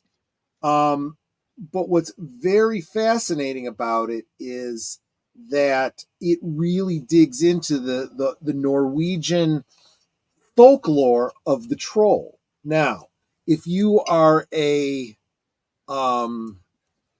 and the reason I first saw this movie, it was recommended to me by someone in my Dungeons and Dragons group, who we were talking about where the monsters, the primary monsters and races in D&D come from. Obviously Tolkien, right? The orcs, the hobbits, the elves, dwarves are all very much Tolkien, but keeping in mind Tolkien drew from, European folklore, right? He wasn't telling the stories. For example, Tolkien really very much disliked Snow White and the Seven Dwarfs. Oh yeah, I heard he about did not that. like that interpretation of the dwarves being these bumbling, goofy, strictly for comedic effect. He wanted the dwarves of the Scandinavian mythology, right? The Norse mythology and so forth. Those dwarves. And by the same token, not Tolkien, token. By the same token, the trolls in Dungeons and Dragons, just like in Tolkien, are the ones of Norwegian folklore, right? These giant earthy type creatures, very much like moving mountains or hills, that would kind of rampage around, eat your livestock, and the only way to stop them is sunlight. Sunlight would turn them to stone. You see that in The Hobbit, and you see it in Troll Hunter. Troll Hunter very much is a modern day, basically taking the trolls of folklore and saying as if they were alive today. And so you have these troll hunters going around with these UV lights that they, they track at night. They track down the trolls, flash these lights on them. They turn into stone. They collapse and they shatter. So yeah, like Ghostbusters. Sort of. I suppose in that, yeah, you have these individuals using technology to fight, these supernatural creatures, but it's not a comedy in any way. It's a very serious film. In a way, maybe it's an exaggeration to refer to it as a Norwegian kaiju, but it's kind of like that. But definitely worth checking out. Obviously no actors that I knew, but good acting. I mean, it does have that verisimilitude that makes a found footage / mockumentary, it gives it that realism. It really pulls you into the story. You almost want to believe this was real. So that's Troll Hunter, and that's what leads me to one that I've never seen before, but I feel like I have to because it sounds like a spiritual, successor to Troll Hunter, and it's a movie called Troll, also Norwegian, from just 2 years ago. Deep in the Dovre Mountains, something gigantic wakes up after 1,000 years in captivity. The creature destroys everything in its path and quickly approaches Oslo. Definitely has that, just from that description, it sounds to me like a kaiju type film. So I have that on my list. I'm going to have to check that out. That really sounds like something I really want to see. So Troll Hunter and Troll, both from Norway. I don't know if there are other connections, like I don't know who the directors are on these or anything like that, but real quick, want to say hi to Zombie Box Reviews. Zombie. Yeah, great guy. He was on Thursday Things, wasn't he, Netta? Or you? Okay, yeah, I thought so. Definitely go check out his channel. He's another one of the movie gurus. Anton Yelchin was in Troll. I did not Yelchin. He was the kid that was in the JJ Star Trek as Chekhov, who unfortunately died very young, right, in a tragic accident. Who's also in Green Room. Oh, okay. There you go. I've been warned off that series by many people. Let's see. Who's he talking about? The RWBY series. When the original creator died, the studio had to get a new guy to continue the story after season 3, and it's a mixed bag of what the fuck. Oh, that is not what I'd call a resounding recommendation, let me tell you. But yeah, so those troll movies, I definitely recommend Troll Hunter. I'll get back to you about Troll. I'll let you know if that's a good one or not. Yeah, his car rolled over him, and I think I heard that his family had a lawsuit going. Never followed up on it to see what happened with that. So that's very interesting. Let's see. And then the last one that I have on my list. This is one that's going to be hard to talk about because I really don't want to give away spoilers. In many ways, this is my favorite one from my list. It's a movie from Switzerland from 2010 called Senentucci. 3 lonely herdsmen, starved of female companionship, creates the girl of their dreams from a broom, some straw, and a few rags. The creation, Senentucci, lives and breathes to cook, clean, and look after the 3. Look after the 3. Quote unquote. Yeah. In the U.S., it's subtitled Curse of the Alps. So what is a Senentucci? Again, this is one of those things that's from folklore.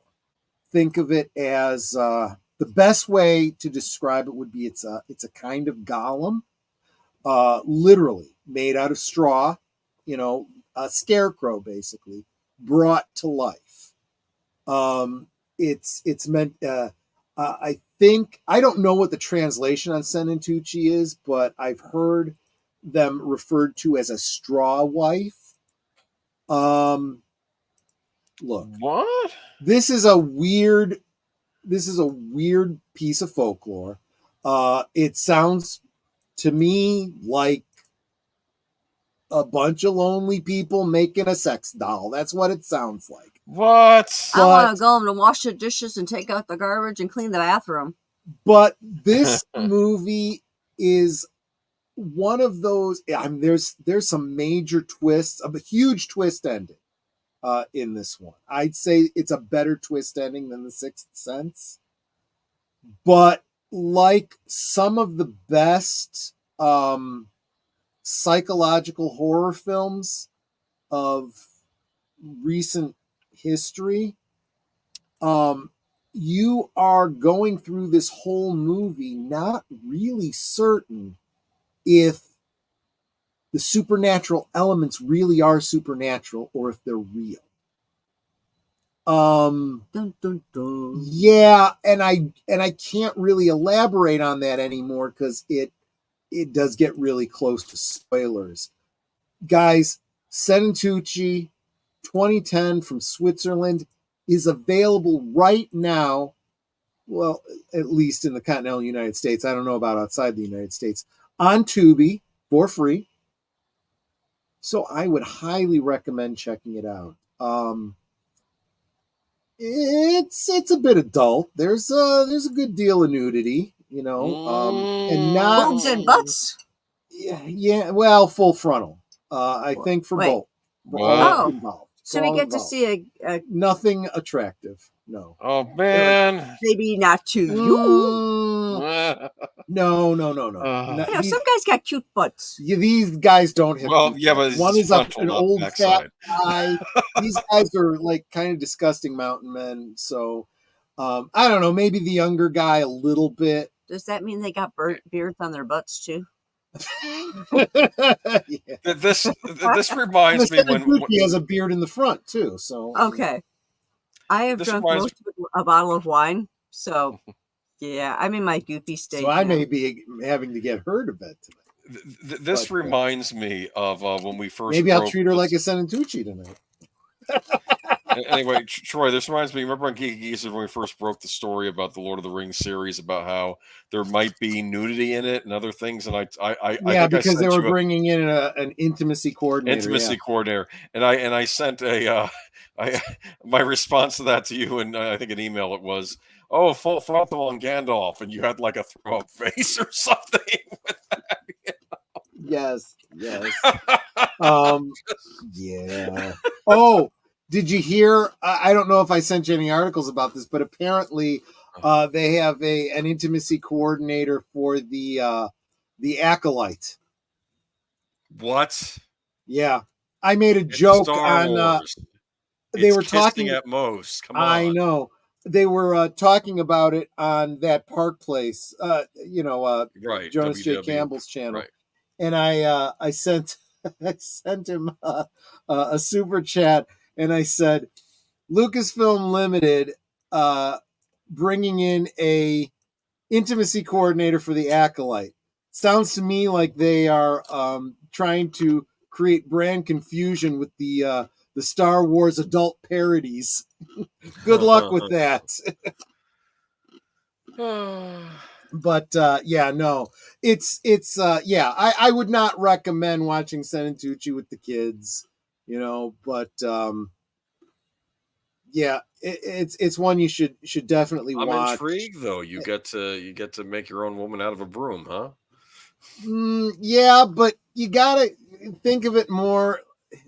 There's some elements of Pinocchio here. There's definitely some questioning, like the movie AI.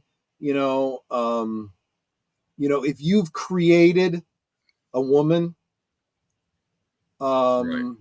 Is there consent? I mean, they don't focus on that, but you can't not think these things. Is she being abused? Yes, she's.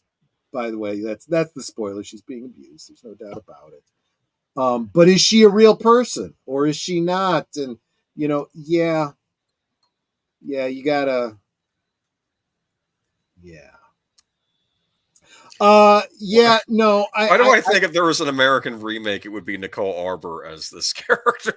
That would be fun. Yes, kissing is intimate, but that is not what they bring in intimacy coordinators for. People that I know that are specifically in the industry said, nope, intimacy coordinators specifically mean sex scenes.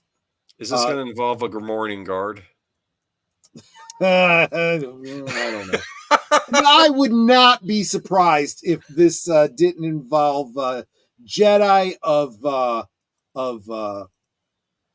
less than obvious genders. Probably is what it's probably been. But anyway, yeah. So that is my list of movies. Real quick, let me run down for you in case you missed them. Girl with a Dragon Tattoo from 2009. Insomnia, yeah, obviously that gets Netter's seal of approval. Insomnia, 1997.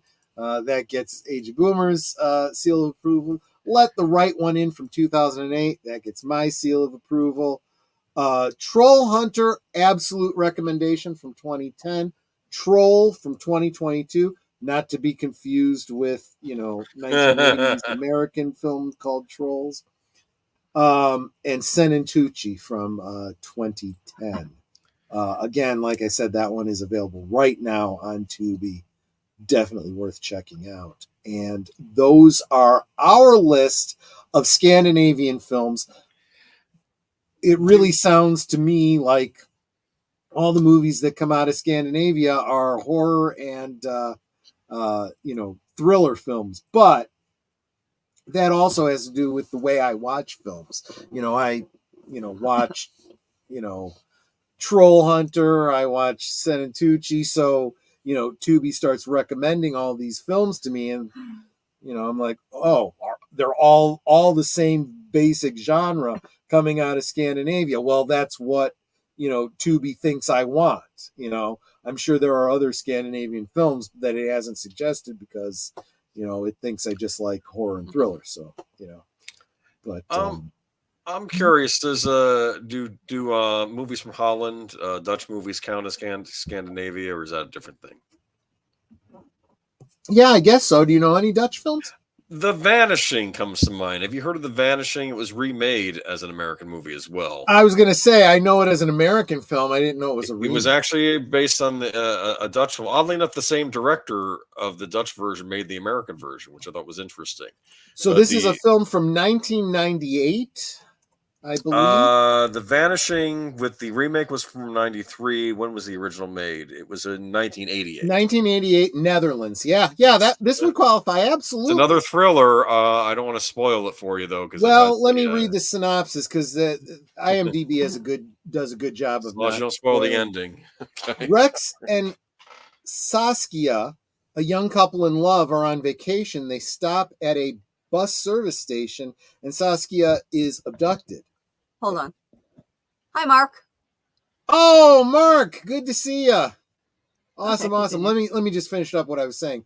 After 3 years and no sign of Saskia, Rex begins receiving letters from the abductor. So, yeah, it sounds like another thriller. Sounds very, very interesting. Creepy, huh? Yeah. The Vanishing. I will have to add that to my list of to watch. And Mark Malnikoff, who provided an article for this week's Geeky Geezers, will give you a thumbs up and a thank you when we get to that on Sunday. Okay. In fact, speaking of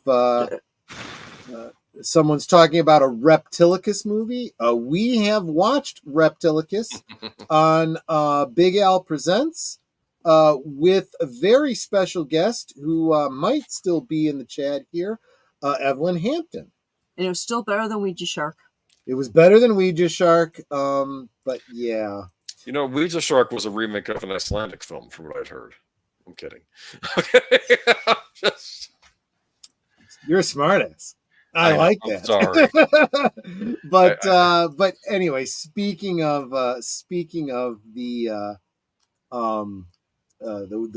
upcoming week, tomorrow night, want to remind everyone what we're going to be watching on your channel tomorrow night, Netter. We are going to be watching Deadpool just in time for Valentine's Day, and just as it happens, just in time for this week's drop of the preview of the teaser trailer for Deadpool 3. Deadpool and Wolverine, I think it's called. Oh, yes, the new trailer. So that will be 9 Central, 10 Eastern on Netters Network. And then, let's see. Sunday, Sunday afternoon, I think that's 3 Central, like 4 Eastern, over on Deleted Scenes channel or Jedi Bill's channel, simulcasting, just kind of like we're doing here, getting all fancy. Western Cinema Presents, and I'm sure Deleted Scenes will let us know what film it is he's watching, and he will drop the link in the chat. And hello there, pop culture curator. Welcome. So good to see you. Who will be a guest on my channel? Who will be a guest on your channel? We're coming right up to that, and that is first thing on Sunday. Then 7 o'clock Central, 8 Eastern. Just stay right there on Deleted Scenes channel for Unscripted, where we will be talking about a whiny little See You Next Tuesday that used to appear in Star Trek. Ooh! Shut up, Wesley. Exactly. Is this about the Well, I'm guessing. You know how he does. Did he go further on that since we talked? I don't know. I tuned the bastard out, but Deleted Scenes. You know how he does. Well, he gives you a thumbnail and he gives you a title, and it hints, and you kind of have to guess what it's about. Jesse Guajardo said Reptilicus is a Danish movie. I did not know Reptilicus. Well, that's was funny. a Never Danish mind. movie. Then I was making a joke, but I guess Reptilicus is it's a Danish movie, which is I think that constitutes a kaiju film. So yeah, I there you go. Now I kind of feel like I want to see Reptilicus versus Troll or something like that.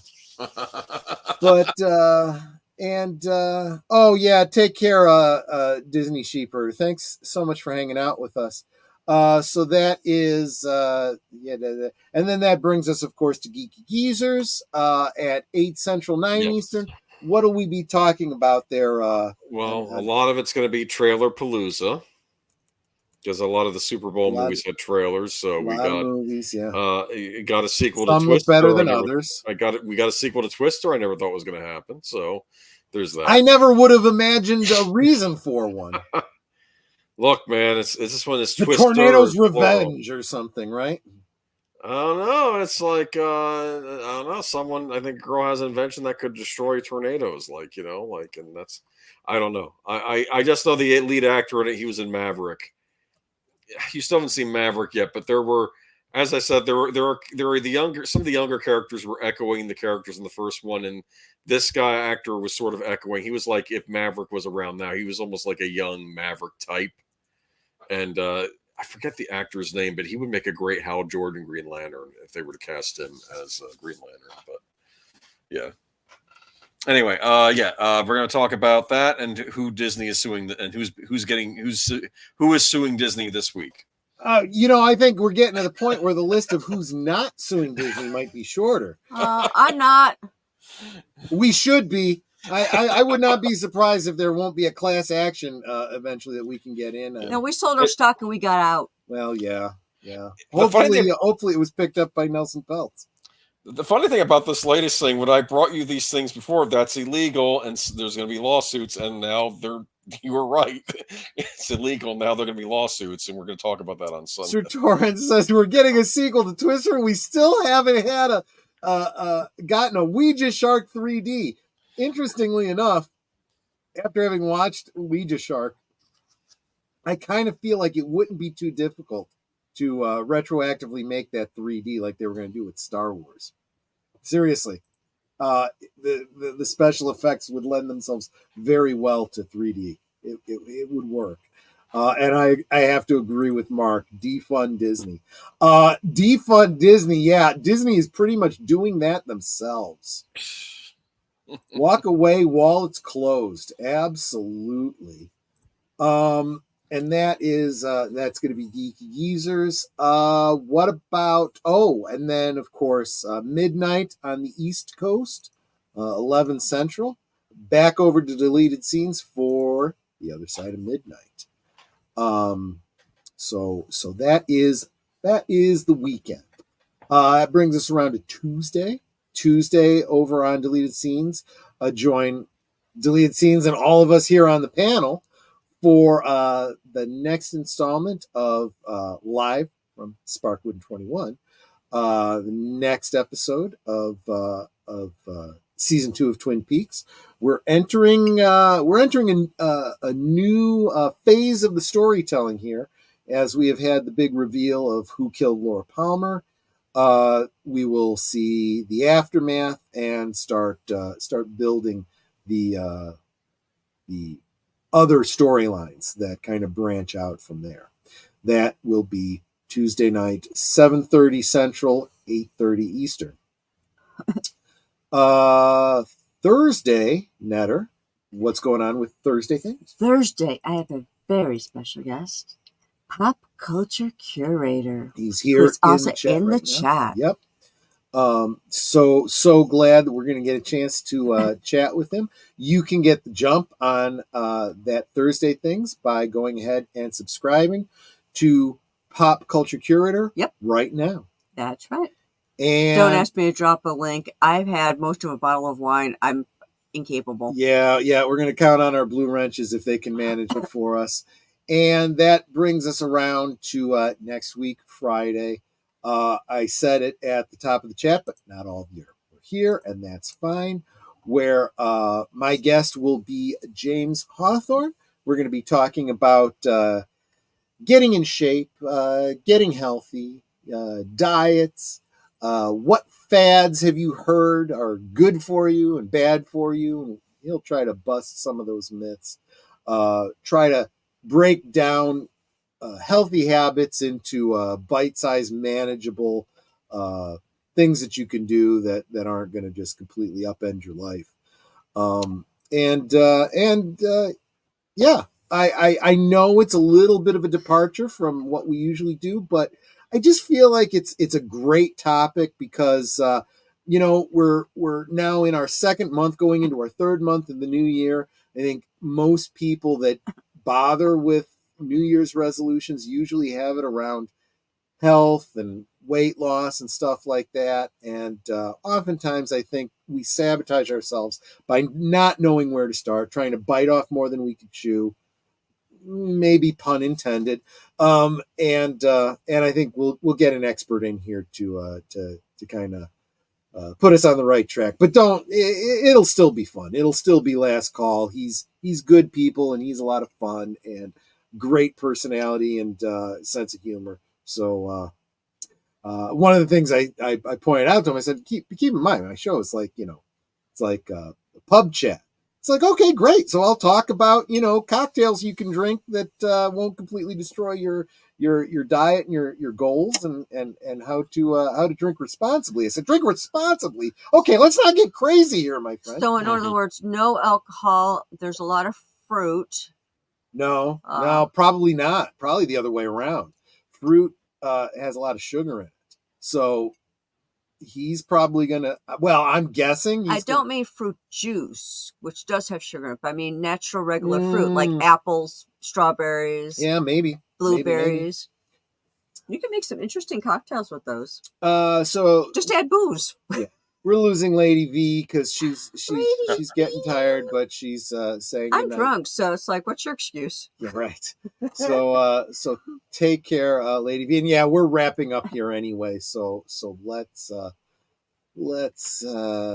movie night at the Regal on Monday for Deleted Scenes. Yeah, that mystery movie, right? We don't know what it is until after he sees it. So that'll be interesting. We'll have to Late see Night with the Devil. Yeah, I hope so. But I don't know. It's probably not going to be. I don't know if the timing is right for that, but there you go. It was too bad that Jacen couldn't join us. His link is below. If you want to subscribe to him, we will get him back maybe for a part 2 on Scandinavian cinema. See if he's got any other suggestions for us. But that's all I got for tonight. Aged Boomer, any last thoughts, any last words, anything that I did not cover that you think I should have? No, like I said, we'll probably get more in depth in this maybe one day. But yeah, seek out movies in other countries, and you might be surprised what you'll find. And frankly, a well done thriller is as good as any big budget feature, as far as I'm concerned. If it grips you, and good characters, good stories, trump all the special effects and big babooms, every single time. Yes. And I don't think most people even realize it until they see it, and then they go, "Wow, that was a good movie. There wasn't a single explosion." Just saying. But and just a follow up from a previous stream, Netter and I are still watching because it's continuing to run. We're caught up with the series. Marry My Husband from South Korea. And it's one of those kind of shows where literally throughout the week, Netter and I will talk about it, and we'll, I started listening to a group that they mention because there's one episode. Korean boy band. Yeah, it's like there's one episode where they discover that they have a coincidence that had happened to both of them, because the female lead mentions a song called Dynamite. And she's like, I came up here because for some reason they always end up on the roof. I guess that's like a hangout spot for the company. And she's up there, and the lead male comes up to join her. And she's like, yeah, I was looking for Dynamite because I really wanted to listen to it, but I can't find it. And he goes, oh, I was like Spring Day. Well, I looked them up and started listening to music. Now, Dynamite, you can hear in English. It's actually a really great song. Spring Day is in Korean. It's also kind of catchy, but since I don't know Korean, I don't know the words. Say the words, yeah. But you can see the words in English. And I just pointed out to Troy how that song relates to the leading lady in the series. It's like, oh, I never really looked at the words before. Yeah, he's totally relating this song to the leading. Yeah. That is so cool. And yeah, it's those kinds of elements. It's like, okay. Yeah, it's not just, I remember a lot of CW shows would throw in a lot of, pop songs, and it's like, it didn't relate to the show at all. It was just like they felt they had to play pop music in it. But if she South Korean pop music? Yeah, if she hadn't pointed that out to me, I wouldn't have caught that. But at one point we were talking about it, and I'm like, are we watching a South Korean soap opera? Yes, we are. She's like, yeah, I think we kind of are. And I'm like, I'm kind of hooked. Like, way back in the day, I had caught a Japanese soap opera, but I never could remember when it was on. I would catch it by accident. And then after a while, I couldn't find it anymore. It's like, I want to know what happens, because it was getting to a good point, or a good part. Part. It was at a good part where there was some real bad controversy coming on. The lead actress was, I guess, in Japan, in this particular story, the son will live with the parents along with their wife, and the wife helps out around the house and cooks and cleans and does other stuff. And it was getting to a point where she was going to walk out. It's like, I want to know what happens. Well, and so I realized that the show started out with a sci-fi element because of time travel. Main character dies and comes back in time and gets a do-over, and this whole thing is about the do-over with her knowledge of the future, which is a great element, a great dimension to the story.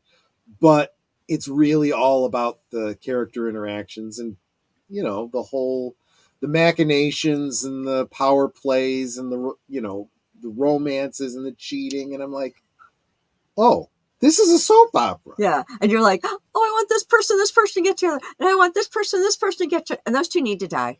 Yes, exactly. But we're very much afraid that other characters we really like might die, or get hurt, or get sick. So I'm gonna suggest it again. If you are an Amazon Prime, subscriber, or if you have other means, Marry My Husband. Going back to South Korea. Yeah. So if you like time travel, romance, mystery, intrigue, this has got it all. So that's all I got. Netter, you want to take us out? I can do that. Yes, I think. Hey, give it a try. Yes, I will give it my, what is it, the old college try? Try. Even though I never went to college. You came to a couple of my classes. Yeah, that's true. Well, I always start off with saying, make sure you please subscribe to everyone on the panel. All those people up there. I like how Troy's doing all the hand gestures for me. And please also make sure that you are subbed to everyone in the chat. And if you think you're subbed to people, please go back and double check, because YouTube sucks and likes to take away subs. I mean, I lost, something like 10 subs over the last couple of days. So it's like people that subbed to me, but now they're not there anymore. So I don't know if it's any of you all, but please go back and double check and make sure you're still subbed to me, because I'd appreciate that. Yep. And with that being said, we can talk amongst ourselves, and that's all well, good, and fun. But it is so much more fun when you guys are joining us in the chat and you're dropping comments, questions, trivia, being goofy, whatever it may be. And it doesn't feel like we're separated by miles or continents in some cases. It feels like we're all hanging out in the same room, enjoying each other's company and having a great time. And you guys, you're not just our friends. You are our family. And we appreciate you so very much. And we love you guys.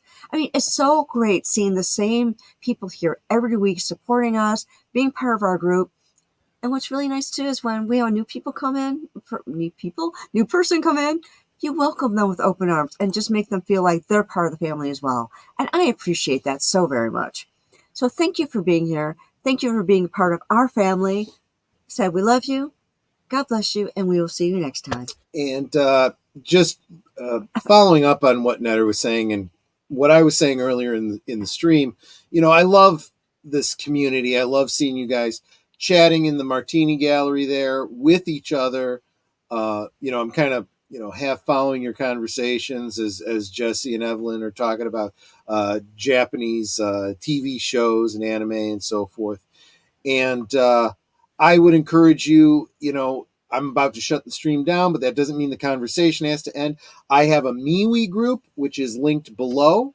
You can continue the conversation there. You will also find a broadcast schedule or whatever you'd call it, a calendar of events, so to speak, for all of the shows that we talk about that we're all on, with links to to where you can watch them.